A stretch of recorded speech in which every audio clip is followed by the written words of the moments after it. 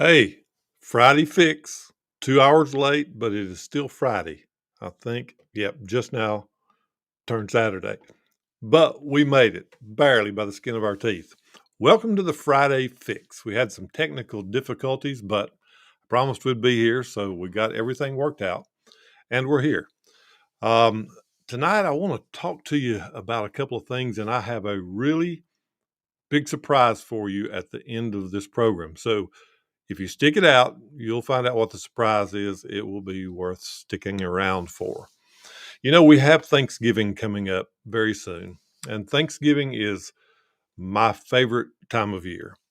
A couple of reasons. It just creates a gratitude and thankfulness in your heart that makes you feel good, for one thing. But when I was a child and as I grew up to be an adult and moved away from home and all the kids moved away, we would always come home to mom and dad's house on Thanksgiving.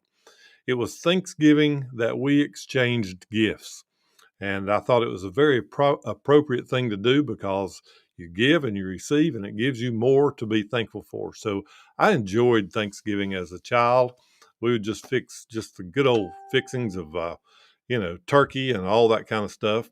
But mostly it was just being with your family and being thankful that everyone was present. So Thanksgiving's coming up, and I want you to think about gratefulness and thanksgiving in your heart as this season comes up. We have a lot to be thankful for, and that's kind of what my 2 cents is about tonight, my 2 cents worth. So I'm going to bring on my 2 cents worth, and then after that, I've got a real surprise for you. So don't go away. Stay tuned. Right now, we're going to do my 2 cents.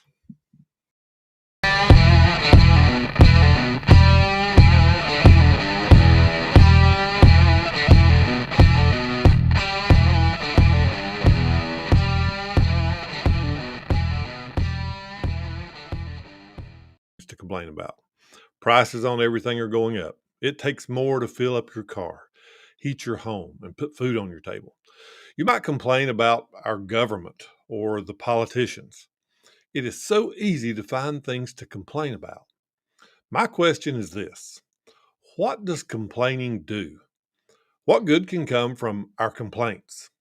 Most of the time, not all, but most of the time, those who complain the most and the loudest do absolutely nothing to make things better.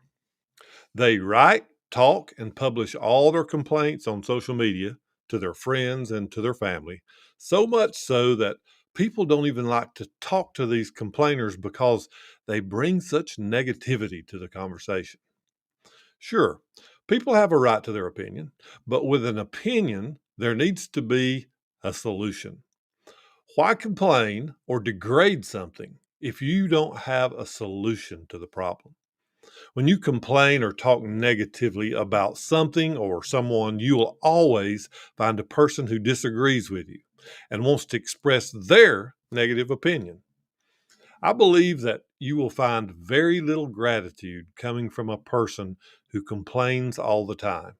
The reason is simple: they look for things to gripe about and fail to see what good is happening in and around their lives. I know that at times I have found myself guilty of these very same type of actions. Maybe you are also a person who does more complaining than you really should. These are a few ways to avoid this type of behavior. One way is to avoid sounding so negative and have an answer or a solution to the thing that you complain about. Before you decide to be a complainer, think about a solution to the issue. Is there something that you can do or an action that you can take to make things that you complain about better? Negativity is kind of like a cancer. It can spread throughout the body of a group, a school, the workplace, or your family. There are some of you that might not research a particular subject or issue, but because of your lack of knowledge, you find it easier to just agree with or take on the same opinion as your family member, your friend, or even your coworker. To stop the negativity cancer from spreading, do your own research. Think and read and find out what the truth is before you speak. That action alone can stop the spread of things that could bring about great division. If you want to be a part of the solution, do your homework. Don't agree or encourage people who are just complaining. Another way to keep negativity at bay is to look at all of the good things that are in your life, the good things about your family, the positive things that take place at your workplace and in our country. Being thankful or having gratitude is a very powerful tool. So many good things we often take for granted are present in our life, but we just don't take the time to acknowledge them. If you have clean water at your home, for instance, you may drink it, brush your teeth with it, cook with it, and bathe in it without a second thought. If you were to research and discover how many places in our own country does not have clean water or drinkable water, you would be amazed. This is a good reason to be thankful for clean water. Do you have electricity? And do you have running water? Do you have a vehicle to get you from one place to another? Do you have a comfortable home that keeps you warm and out of the weather? Do you feel safe where you live? You see, the list starts to grow as you concentrate on all of the good things that you are blessed with. We would be deceiving ourselves if we thought everything was perfect in our lives. Your goal about all of the things that are bad should be to find out a solution, to try and find a way to make them better. You should try to become a problem solver and be part of the solution and not, that's right, part of the problem. Grace and gratitude are the things that will bring people together. There is nothing wrong with taking a stand for things that you believe in. There is nothing wrong with having an opinion. However, there is something wrong with spreading negativity, with spreading hate, and spreading divisiveness. When you have a heart full of gratitude and grace, you will have a much more positive outlook in not just your life, but in how things can be better for all of us. My feeling is that each day should begin with a list of things that you are grateful for. It should begin with reading and listening to things that lift your spirit. You should take some time to meditate or pray and spend some time alone to think on the things you read about. Finally, do something that gets your blood flowing. Exercise if that's what you like to do, or take a brisk walk before you get your day started. One thing you shouldn't do is allow the problems and negative things in emails and social media dictate the feelings that you start your day with. I call this fuel for the day. You can get a copy of this on the link below. I'll put it up for you.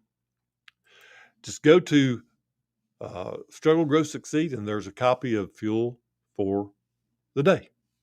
Don't complain, be thankful, and show grace. So until next week, that's my 2 cents.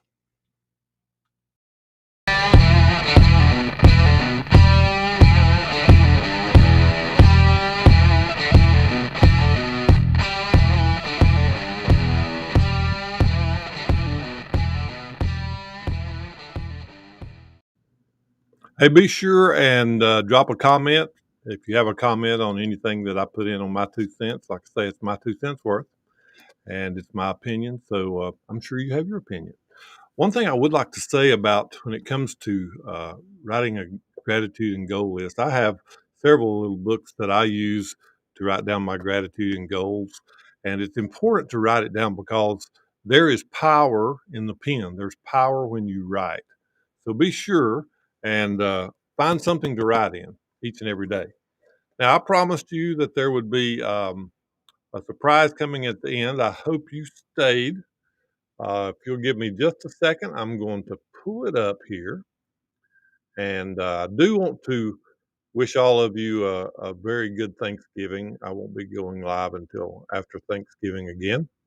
But I do wish that all of you have a very happy Thanksgiving. And remember that there is a lot of things to be thankful for. So I'm going to go ahead and give you the surprise. Get ready. Here it comes.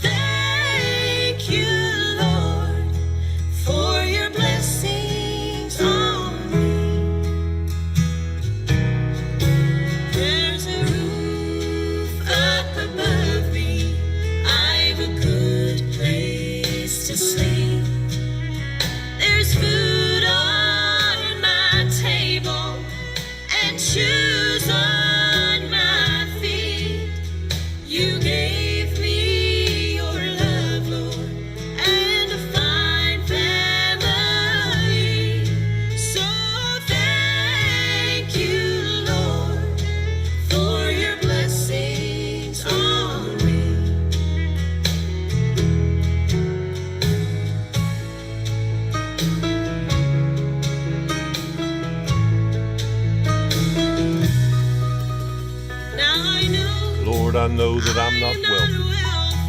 These clothes I wear, they're not so new. I don't have much money, but Lord, I'm so glad that I have you. To me, that's all in this life that matters. I just wish this lost and dying world could see